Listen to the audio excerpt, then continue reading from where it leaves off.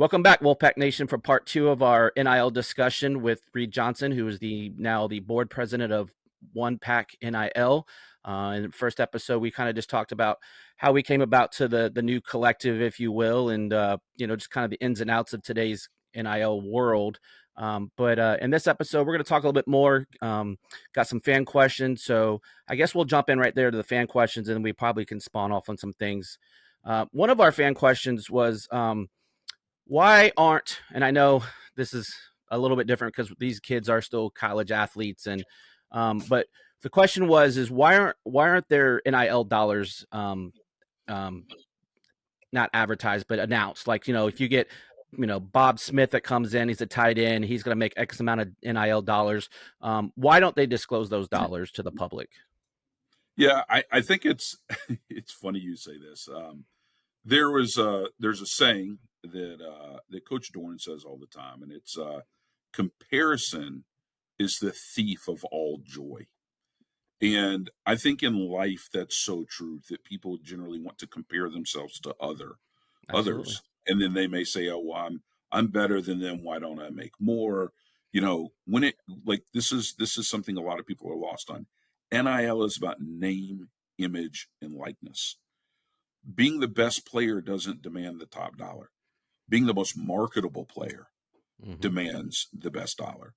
And so one of the reasons, and all of our athletes are under NDAs, not to share with other people. For that reason, it's never going to get posted out into the open. I think there's a competitive side too. I think colleges don't want people to know what it takes to get somebody away from them.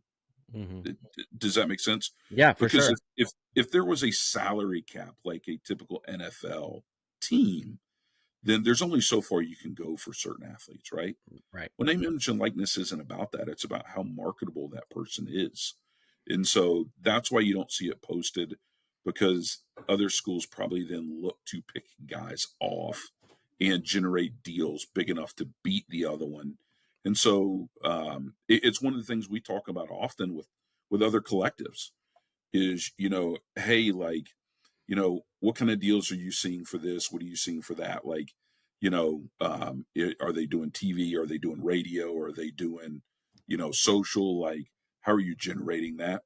And I think the collectives do a pretty good job of sharing some basics, which I think frustrates some guys too, because they think their value may be higher, but then they find out that it's really not. Yeah.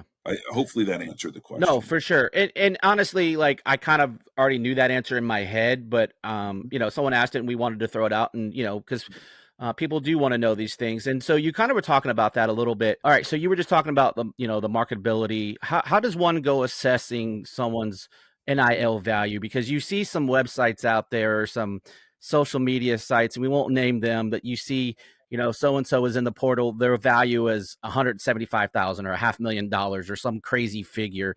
How does One Pack assess someone's NIL value? First, I hate the stuff that's out there. Yeah. Because agents want to start with that, and then it's just not real. I mean, it's a proprietary value that somebody comes up with based on social media followers, blah, blah, blah. So like anything, the real value of something is, what is somebody willing to pay?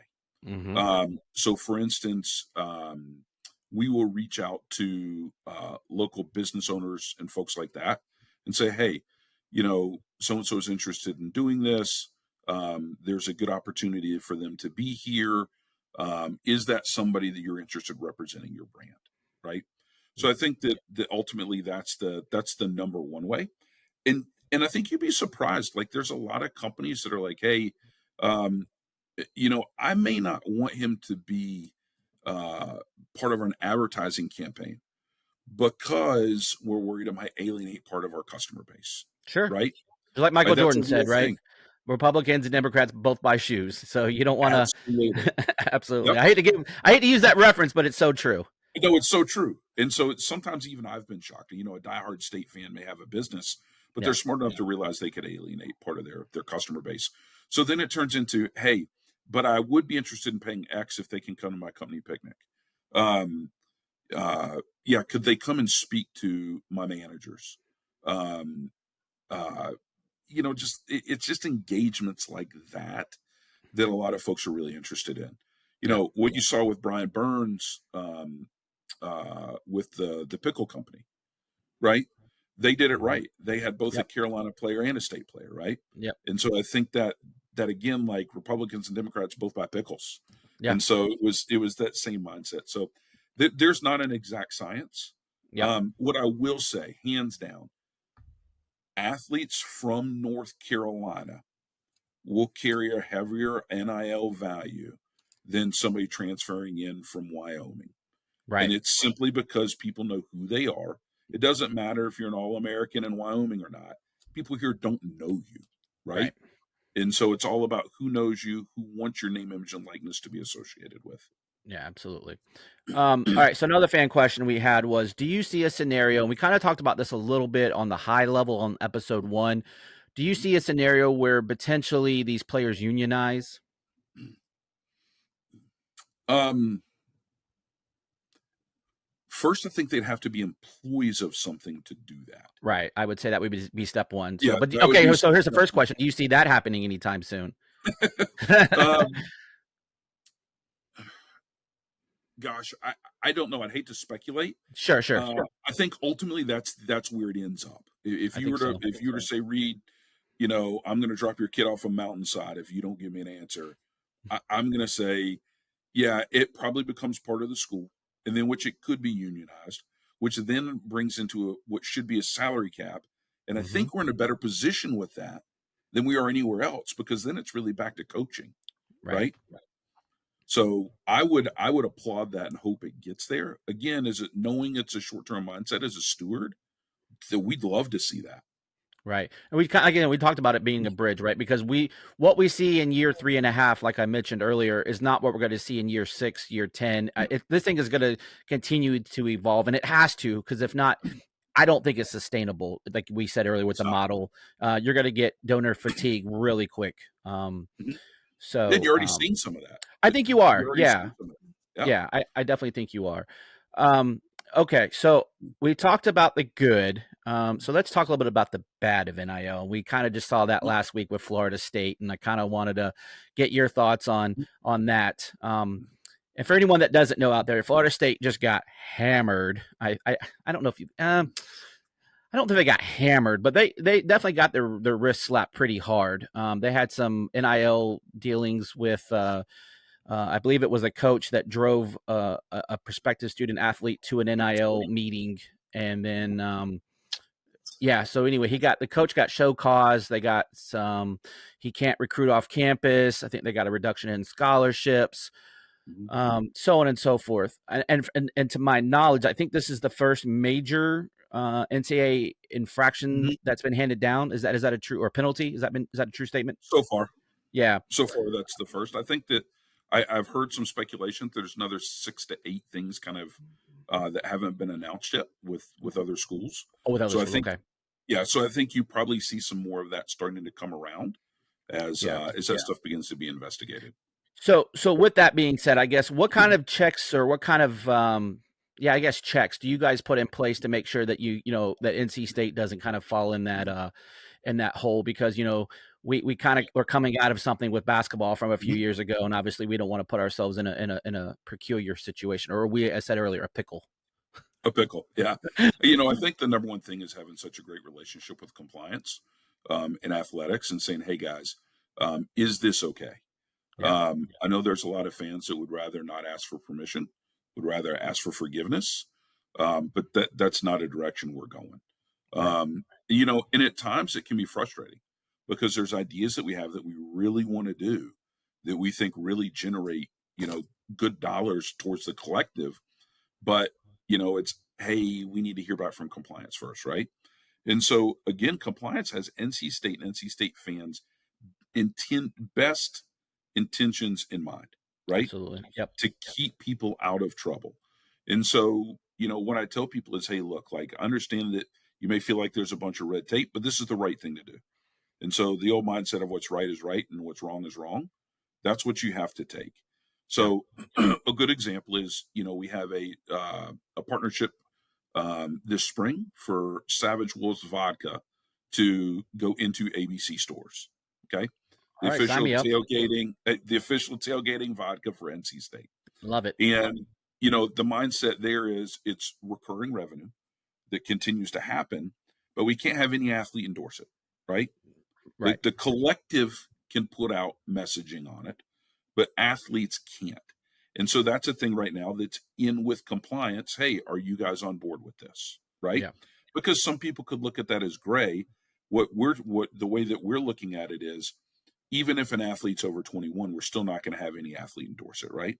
Mm-hmm. But there sure are a lot of guys in the NFL that can endorse it, right? That are former state players. So I think that's the mindset of where you need to work with compliance and continue to bring ideas to them and let them say yes or no, right? Mm-hmm. Yeah. So I think that's a good example. We do not want to be Florida State. We do not want to end up like that. I think it's as simple as also having our own office that's off campus. So players have to come to us, right? Nice. Yeah. So that we can never have anybody saying, oh, well, they were there when so-and-so was there. Well, no, they come to us. So I think you just have to be really smart and honest and do your absolute best to make sure you're above board and that nobody can accuse you of something that you can't back up as being, nefarious. Right. That's the big thing is you want to stay above board. All right. So you mentioned this Savage Wolves vodka. Are there any other kind of creative things that we can maybe look forward to seeing coming here in the near future? Because I will say there was one thing, whether it's intentional or intentional, the way that we've drawn up money, like whether it was the final score of the Carolina game, you saw a lot of influx money on that. And I think that was just, correct me if I'm wrong, I think that was just a homegrown thing. I don't think that was an official Savage Wolves thing, right? So no, it was just this is what people are I wish they could see behind the scenes yeah, and realize that this is the year of professionalization, because last year was me, Tom, and Steve. Hey, what do you think about this idea? Well, hell yeah, let's do it, right? Like yeah, in some of those campaigns. So I think a lot of it's a lot more further thinking. So right now I'm working on a coffee with a major roaster that does some. I've got an NDA, so I'm trying to think for people to think. just we'll leave it there. We'll leave it there. That's fine. Very large coffee roaster. Okay. And we have an opportunity to market Savage Wolf coffee. A lot of people drink coffee. Absolutely. In welcome boxes, a bag of coffee might show up. We hope you like it. Yeah, there you we go. hope you want to support.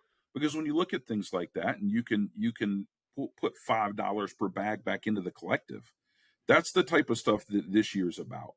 It's about we're going to have to ask for money this year from donors. We're going to flat out have to. You guys saw that red light. Well, it doesn't run for free. It's got someone's got to pay the bulb, right? Yep. Somebody's got to pay the power bill. So yeah, we're absolutely going to be asking people to partake in that. But what we're trying to do is reduce that donor fatigue so that next year we have self-sustaining revenue streams coming. We're working on what I call tailgate in a can, and it's mixed drinks in a can, so that you can have margaritas, rum and Coke, obviously not Coke because you can't partner with Coke in that, but right. those same drinks in a can. Right now we're looking for somebody to do a beer with. And I think there are opportunities to also put these into the stadium, so that people can buy those products and know when they buy those, they're going back to the collective. So yeah, I think that's one thing that you guys really do a really good job with is giving people bang for their buck, to kind of like lessen that donor fatigue, like you said, whether it's a tour of the Murphy Center, potential raffles with sideline passes, going to watch a practice in person. Like I feel like people are more willing to give if they get something back, and I think that's a great strategy. And I've seen things people post for ideas. Is there ways to like people can reach out to say, hey, I've got this maybe idea for a campaign and I'd like to pitch it to you guys. Do you guys like, is there a good way to like, I know Twitter's probably pretty easy with the Savage Wolves. They can probably tweet it to you guys or DM, but what if folks, if they have ideas for things? Before we continue, I want to take a quick second to tell you about our sponsor, Flatlands Jessup Insurance Group, that has your whole world covered, with agents in 5 offices throughout Eastern North Carolina to help you decide how much coverage you need. Offering policies for home and auto, recreational vehicles, commercial, crop, health, life, and employee benefits. They are able to combine options to find a comprehensive solution that works for you. Flatlands Jessup protects the things you love so you can spend less time wearing and more time enjoying them. Find them on Facebook and Instagram at Flatlands Jessup. You can also visit their webpage at www.flatlandsjessup.com. So please make sure to go and check them out.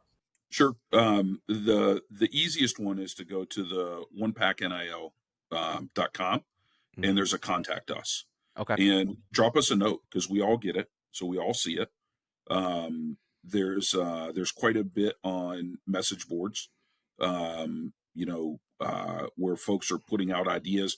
Hey, and some of those ideas are the ones we're running because Yeah, they're awesome. just great ideas. Mm-hmm.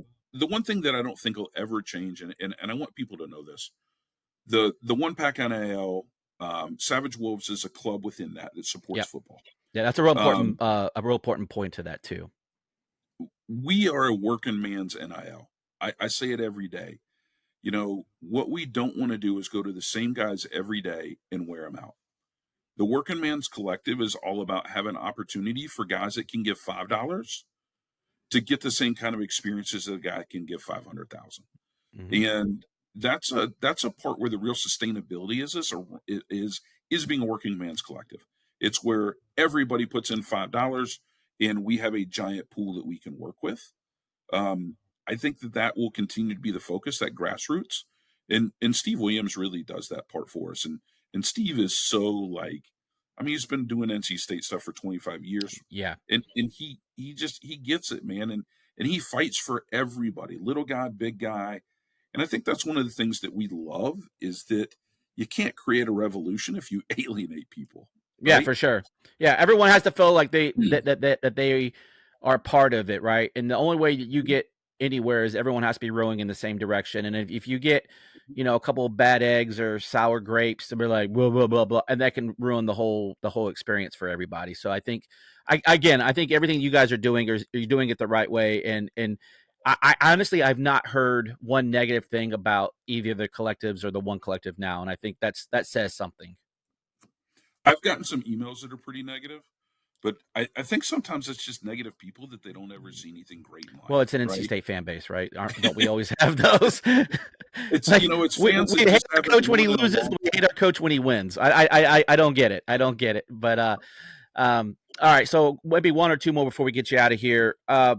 We talked about what are some things that you would like to see other than obviously more money, but from the fan base? We kind of talked about it, and we talked about them not being aware. And so I just want to kind of just take a minute or two and just talk about the messaging, because I just, you mentioned, I'll use the story you talked offline. It's you had somebody reach out and said, well, when were you going to reach out to me? Like the Wolfpack Club. And that's the one thing, the Wolfpack Club doesn't sell people's information to you guys, and it's not available to you guys. So you kind of talked about this as a working man's collective, and this has to be at the grassroots. But what are some things that fans can do? Because here's the thing, we talked about it too, is not everyone has $500,000 to give, right? And you don't have to give money. You can, send a tweet out. You can, like you said, at a family picnic, mention it. You can, send a tweet, whatever it is. Just kind of talk to me. What can we do as fans to help grow the One Pack NIL family? Well, first and foremost is tell people about it, right? Yeah. So, and when you tell people about it and they don't know what NIL is, they're going to ask questions, right? So I think the most simplistic pitch is 3 years ago, it became legal for college athletes to be paid for their name, image, and likeness, which means that they can be paid advertising dollars from the community that goes to a collective, and the collective sets up the deals so those guys can have those opportunities. And it's your easiest course to winning from the standpoint of athletes want to get paid. So if you have a collective that makes promises and follows through with them, you really have something. There's a lot of schools that make a lot of promises. And maybe that's part of the reason some guys came back to Raleigh, because they saw a successful collective and a successful team. Really the thing that we want this year is we want 2,400 members. That's our goal. 2024, we want 2,400 members. And so I saw some. You guys are at 5% now. Last time I saw, I know you guys post your updates. Is that still Yeah, it's gone up some because we've had some people sign up. I think that went out 2 days ago, so Okay. yesterday and today. But the goal with 2,400 members is to reduce that donor fatigue. There are some guys that have done some really heavy lifting, and we can't rely on them year after year, and that's where the whole fan base has to get involved. So Hmm. 2,400 members, hands down, is the goal this year, but Yeah. it's going to take everybody talking to someone. And I hate to say it, tell your buddy, like, hey, dude, give $25 a month. Like, if you I, like me and we're friends, just do it. yeah. I say, look, That's $25, that's like 3 lattes, right? Like just make your own home coffee. Yep. I've seen, and I've been preaching this for a while, and I saw you guys, someone, I think, from either One Pack or Savage mentioned it. I always said, if someone gives everyone at a football game gives $10 every game, that's like like a million. It's like, I think you get like $5 million. I think if Yeah, everyone it's gives like $10. 500,000 a game. Yeah, that's what I thought. It was It- 500,000, and then like roughly $5 million for the season. Well, three, almost $4 million, yeah, almost 4 million. depending if we have 6 or 7 home games. But and so that doesn't take much, right? And so even if you just set that aside at some point and said, hey, look, I'm going to give $10. That's $70. Like it's not a lot, And so I think that's the one misunderstanding is like I have to give like $1,000, and that's just not the case. And I feel like you guys are the same as the Wolfpack Club. They'll take 15, they'll take 50, they'll take 500, they'll take whatever you can get, because to your point, it does take a village. We would take a nickel as long as it helps us reach our goal, right? Yeah, Because we understand that there's some people it's just that tight, and the yeah, idea of even giving 25 a month is hard. So we did put a $10 option a month on, for that specific reason, and part of it was because we were seeing those $10 donations, and so there is a need for that. yeah, As far as what people can do to help beyond talking about it and telling people about it, is we've got some caravans we're going to be working on throughout the rest of the year, and we need hosts for those. So if you live in Charlotte, Wilmington, Asheville, or Hickory, hit us up on the onepacknil.com and tell us that you're interested in hosting and or helping put that together. Because coaches want to go out and meet fans, and they want to hear from them. yeah. And we do too. We want to see our members. That's one of the things I think people don't understand is, like, we have our best time when we go do stuff. The event at Tobacco Road a couple of weeks ago was fantastic. I Yeah, mean, it looked good. we had an event, coach showed up, like it was just an absolute blast. And what we're finding is these are now the Savage guys are now the guys we tailgate with. We have crazy text chains with some of the funniest stuff about our lives on there. Like I've heard a it's few. I know one of your guys, and we'll talk off air about him. okay. It's probably the same one that said, "Don't screw it up tonight" when you talk to Greg. It probably is. But I mean, we're becoming friends with these guys. I mean, Yeah, it's kind of a community, and that's what we want this to continue to be. And yeah. it's again, it's a working man's collective. We don't want stuffy. Like, if you want to be stuffy and talk about how great you are, Go man, out we ain't got west. interest in you. Yeah, Yeah, go about yeah, 20 miles west. Yeah, yeah. You can go do that if you want to have a good time and you want to meet real people who are just passionate about sports and love yeah. their team. Then we're the collective for you. Yeah, yeah. All right, I'm going to give you one last pitch to the person that's on the fence about donating. So I'm going to give you your, you can call it your 10-second elevator pitch or your Shark Tank pitch, whatever you want to call it. But the floor is yours to close us out. Sure. I wish I had one. First, I just want to thank people. Yeah, What people have done to help us, and not just monetarily, but the time people have spent to help us with the ideation and helping pull off some of these events, has been fantastic. The guys at Pack of Wolves the board members at Pack of Wolves that kind of helped usher this in, guys like Brent Chesson and Joe Seagraves, um, you know, Zeb, those are guys that were really passionate about NC State. And if it weren't for those guys, we wouldn't be here today. And so really, I want to thank guys like that for doing what they do and for pouring into NC State. And I want to thank Ben Broussard at Wolfpack Club, man. yeah, no doubt. At the football event, Dave said it best. You've got a hard ass job. And as we're out fundraising, I'm realizing how hard it is. And for you to do that is, a professionalized career. Ben, you've done great work and you've done a great thing. And we look forward to working with the Wolfpack Club and Yeah. how can we coexist. And so I want to make sure people don't think this is an us versus them, because it's just not. This is about the university, and this is about being a good steward of what we can for the time period we can. And that's all Yeah. there is to it. It's that Yeah. simple. Yeah.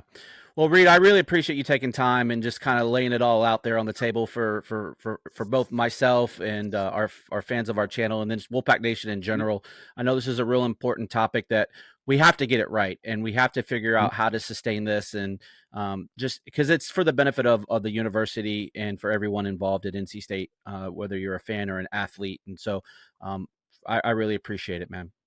Yep, no worries. Thank you for having me, and bring on the questions, man. I'm all for it. Yeah. So real quick, so we can plug again, there's the One Pack NIL, they're out on social media everywhere. You got the website onepack.nil No, .com. There you go. If you got questions, reach out to them there.